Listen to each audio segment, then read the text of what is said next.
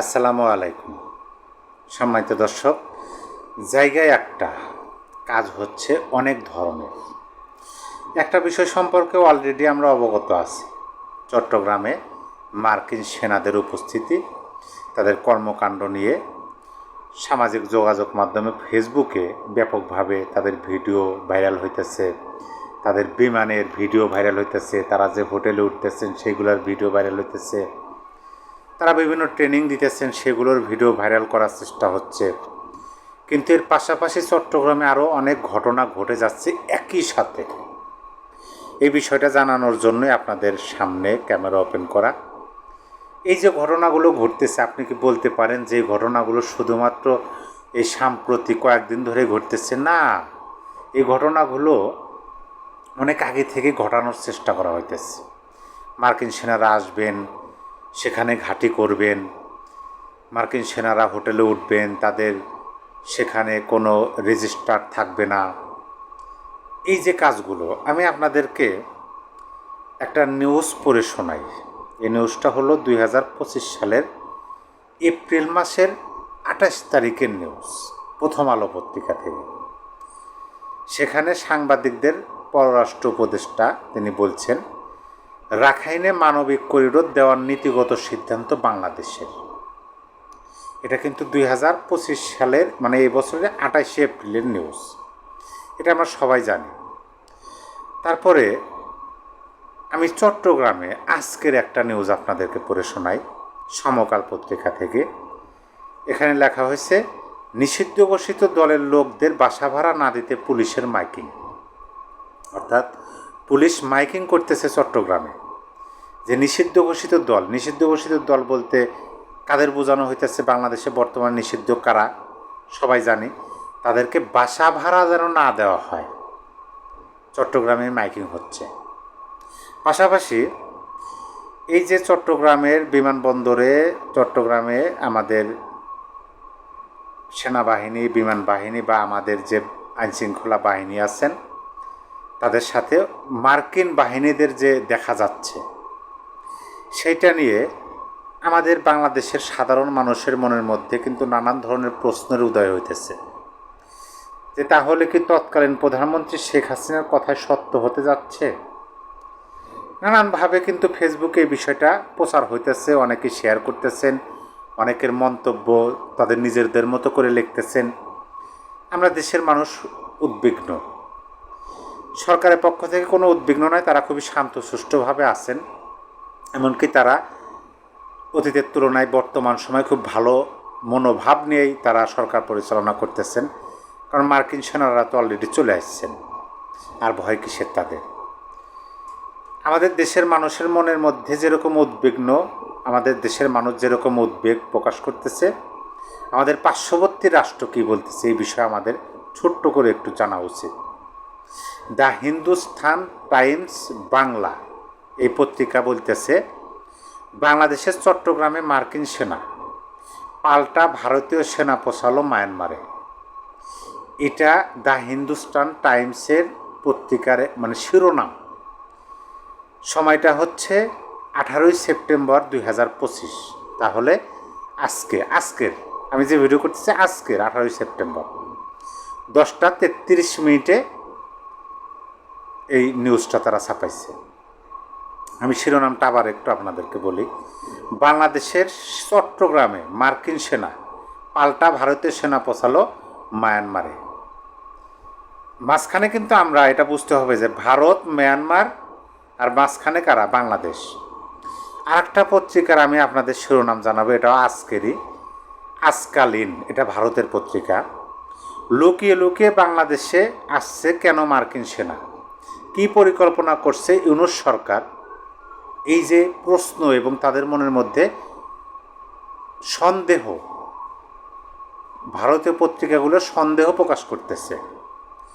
যাই হোক, আর বাংলাদেশের সোশ্যাল মিডিয়াতে যে বিভিন্ন ধরনের সংবাদ ছড়িয়ে বেড়াইতেছে সেগুলো নতুন করে বলার কিছু নাই।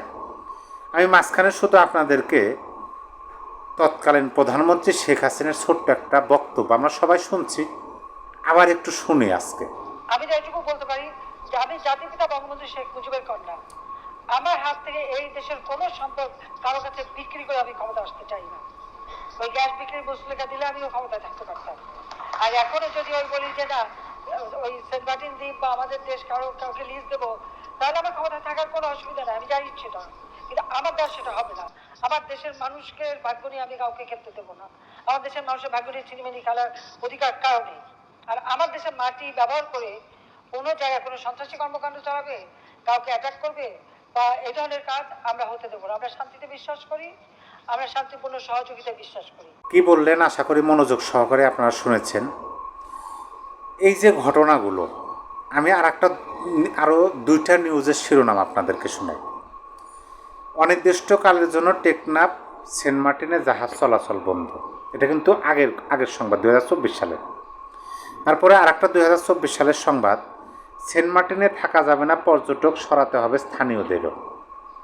মানে এই যে ঘটনাগুলো এই সরকার ক্ষমতা নেওয়ার পর থেকে কিন্তু ঘটানো হইতেছে। এখন আমরা আসবো হচ্ছে এই যে মার্কিন সেনারা বাংলাদেশে আসলো, বাংলাদেশে এসে তারা কি করতেছে। অনেকে তো অনেকভাবে দাবি করতেছে, ভারত উদ্বেগ জানাইতেছে। প্রকৃতপক্ষেই তারা কি করার জন্য আসছে এটা আমরা ধারণা করতে পারি নানানভাবে, যে সেন্ট মার্টিন দখল বা বাংলাদেশে মার্কিনদের সেনা ঘাঁটি, বিমান বাহিনীর ঘাঁটি, এরকম আমরা নানান ধরনের ধারণা করতে পারি। সরকারের পক্ষ থেকে কি বলা হইতেছে এটা আমাদের জানতে হবে, এবং যুক্তরাষ্ট্রের পক্ষ থেকে কি বলা হইতেছে সেটা আমাদের জানতে হবে। বিশ্বাস করবেন না করবেন, বিশ্বাস করব না করব সেটা পরের বিষয়, আগে তো আমাদের জানতে হবে। বাংলাদেশের আইএসপিআর যা বলছে সেটা আমি আপনাদেরকে একটু পড়ে শোনাই। আন্তঃবাহিনী জনসংযোগ অধিদপ্তর এক সংবাদ বিজ্ঞপ্তিতে এই বিষয়ে জানিয়েছে, বাংলাদেশ বিমান বাহিনী ও যুক্তরাষ্ট্রের প্যাসিফিক এয়ারফোর্সের অংশগ্রহণে 7 দিনব্যাপী অপারেশন প্যাসিফিক অ্যাঞ্জেল 25-3 যৌথ মহড়া চলমান রয়েছে। এই মহড়া আগামীকাল অর্থাৎ 18 সেপ্টেম্বরে শেষ হয়ে যাবে, অর্থাৎ আজকে শেষ হবে। মহড়ার আওতায় উড্ডয়ন প্রশিক্ষণ, অনুশীলন, কমব্যাট ট্র্যাকিং, সার্ভাইভাল এক্সারসাইজ অনুষ্ঠিত হয়েছে বলে জানানো হয়েছে। এখন আমরা জানব বাংলাদেশে অবস্থিত যুক্তরাষ্ট্রের দূতাবাসের বক্তব্য, তারা কি বলতেছে। তারা একটা বিজ্ঞপ্তি দিয়েছে, বিজ্ঞপ্তিতে বলা হয়েছে, প্যাসিফিক অ্যাঞ্জেল মহড়ার মাধ্যমে প্রতিরক্ষা সহযোগিতা এগিয়ে নিচ্ছে যুক্তরাষ্ট্র ও বাংলাদেশ। এতে বলা হয়েছে, Charles the affairs ambassador টেসিং and Jacobson 16 September চট্টগ্রামের জহুরুল হক সেনানিবাসে বাংলাদেশের সশস্ত্র বাহিনীর ঊর্ধ্বতন কর্মকর্তাদের সাথে প্যাসিফিক অ্যাঞ্জেল 25 মহড়া পর্যবেক্ষণ করেন। মানবিক সহায়তা এবং দুর্যোগ মোকাবেলাকে কেন্দ্র করে পরিচালিত 7 দিনের বহুপাক্ষিক এই কর্মসূচিতে অংশ নিয়েছেন যুক্তরাষ্ট্রের 92 জন এবং বাংলাদেশের বিমান বাহিনীর 90 জন সদস্য, শ্রীলঙ্কা বিমান বাহিনীর 2 জন চিকিৎসাকর্মী, ওরেগন এয়ার ন্যাশনাল গার্ড এবং আঞ্চলিক সহযোগী অংশীদাররা। মহড়ার মূল লক্ষ্য চিকিৎসা প্রস্তুতি, বিমান নিরাপত্তা, প্রকৌশল সহায়তা এবং দুর্যোগ ব্যবস্থাপনা কার্যক্রমের সহযোগিতা বৃদ্ধি করা বলে জানিয়েছেন যুক্তরাষ্ট্রের দূতাবাস। অর্থাৎ বাংলাদেশের পক্ষ থেকে এবং যুক্তরাষ্ট্রের দূতাবাসের পক্ষ থেকে যে বিজ্ঞপ্তি দেওয়া হয়েছে সেই বিজ্ঞপ্তিটা পরিপূর্ণভাবে মিলে যায়। মানে দুইটা দেশের বক্তব্যই একই, এখানে কোনো ঘোর প্যাঁচ আমরা দেখতেছি না, এখানে কোনো অসামঞ্জস্যতা আমরা খুঁজে পাচ্ছি না। কিন্তু এখানে প্রশ্ন হলো যে কেন হঠাৎ করে যুক্তরাষ্ট্র এবং বাংলাদেশের যৌথ মহড়া হবে এরকম একটা রাজনৈতিক পরিস্থিতির মাঝে? আপনি একটু ভাবুন তো, যে এই মহড়াটা যদি আওয়ামী লীগ সরকারের আমলে হতো তাহলে ঢাকার বুকে শহীদ মিনারে কি হইতো? কারো মুখে কোনো কথা নাই। এমনকি এইটা 16 সেপ্টেম্বরে শুরু হয়েছে। 16 সেপ্টেম্বরে শুরু হয়েছে, প্রকাশ হলো কবে? 17 সেপ্টেম্বর, 18 সেপ্টেম্বর, 2-3 দিন পরে। তার মানে কি হুট করে তো আর আসে না, তারা আসবে এটা কিন্তু বাংলাদেশ জানে, বাংলাদেশ সরকার জানে, কিন্তু মিডিয়াতে আসলো না কেন? কেন গোপনীয়তা? যখন ভিডিও ভাইরাল হলো তখন ধীরে ধীরে সবাই বিজ্ঞপ্তি দিতেছে, একটা না দুইটা বিজ্ঞপ্তি। প্রশ্ন তো আসে যে কেন এগুলো হচ্ছে, কেন এগুলো করা হচ্ছে। সম্মানিত দর্শক, আপনার মতামত অবশ্যই কমেন্ট বক্সে জানিয়ে দিন। কিসের আলামত? বাংলাদেশ কোন দিকে ধাবিত হচ্ছে? সবাই ভালো থাকবেন। আবার দেখা হবে অন্য কোনো বিষয়ে, অন্য কোনো সময়। আল্লাহ হাফেজ।